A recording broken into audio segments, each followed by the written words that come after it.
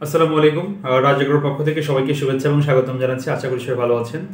আমি যে টপিকটা নিয়ে কথা বলতে চাচ্ছি সেটা হচ্ছে যে আমরা খামার করতে গিয়ে কেন পিছু হটে আসি কিংবা আগাতে পারি না, অথবা প্রথম স্টেপ বা প্রথম ব্যাচ করার পরে কেন আমরা ছেড়ে দিই, বা এই যে ভয়টা আসে কোথা থেকে।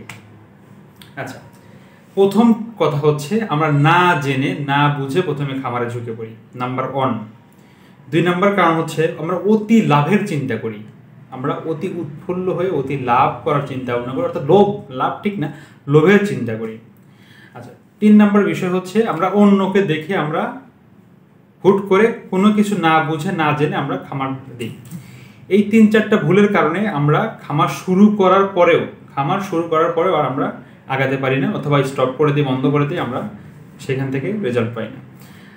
এখন যে ব্যাপারটা আমাদের সাথে যেটা ঘটে, যে আমরা একজন খামারি হব কিন্তু কখনো কোথাও খামারের কোনো প্রশিক্ষণ নেই, অথবা ধরেন আমি কোথাও কোনোদিন খামারে থাকি নাই বা বুঝি না কি কি রোগ হয়, কোন কোন ঝামেলাগুলো খামারে হয়, এটা আমরা জানি না।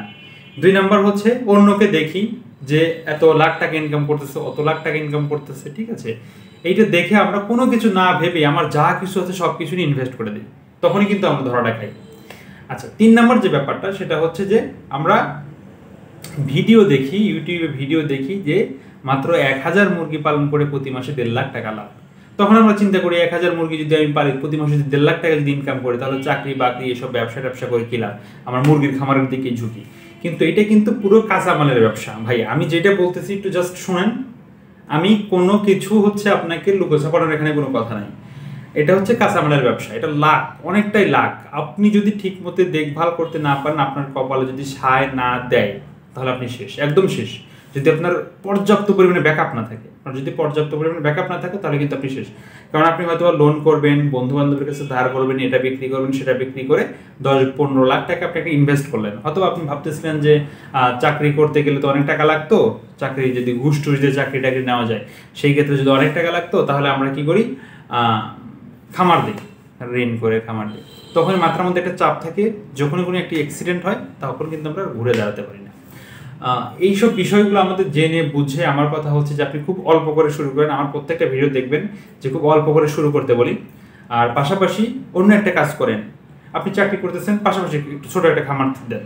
আপনি ব্যবসা করতেছেন, আমি একটা ব্যবসা করতেছি, ব্যবসার পাশাপাশি আপনি খামার করতেছি, তাহলে আপনার এত বেশি রিস্ক, এত বেশি আপনার হচ্ছে মাথার মধ্যে পেইন, অথবা এত বেশি হচ্ছে আপনাকে কি বলে এটাকে, যে চাপ সৃষ্টি হবে না। যখন না হবে, তখন আপনি রিল্যাক্স, আপনি কিন্তু একটা খামার করতে পারবেন এবং খামার পরিচালনা করতে পারবেন। আপনি যদি ছোট করে শুরু করেন, তাহলে যদি কোনো ক্রাশ করে অথবা যদি কোনো রিস্ক হয়ে যায়, সেক্ষেত্রেও কিন্তু আপনি আবার ঘুরে দাঁড়াতে পারবেন। কিন্তু আপনি ঋণ করে, লোন তুলে বা বিভিন্ন জায়গা থেকে টাকা পয়সা নিয়ে, আগের কোনো অভিজ্ঞতা নাই, হুট করে আপনি ব্যবসাতে খামারে আসলেন, তাহলে আপনার লস করার সম্ভাবনা অনেকটাই বেশি থাকে। তো আমার ভিডিও যারা দেখবেন, আমি এই ধরনের কথাই বলে থাকি। আমার ভিডিও ভালো লাগলে অবশ্যই চ্যানেলটা সাবস্ক্রাইব করবেন এবং পাশে থাকা বেল আইকনটি দিয়ে দিবেন, যাতে করে পরবর্তী ভিডিওগুলো আপনি দেখতে পান। আর যে কোনো মুরগির বাচ্চা বা যে কোনো কিছু পরামর্শ লাগলে আপনি আমার সাথে সরাসরি যোগাযোগ করতে পারেন, কমেন্ট করবেন, আমি রিপ্লাই করব। ভালো থাকবেন সবাই, আসসালামু আলাইকুম।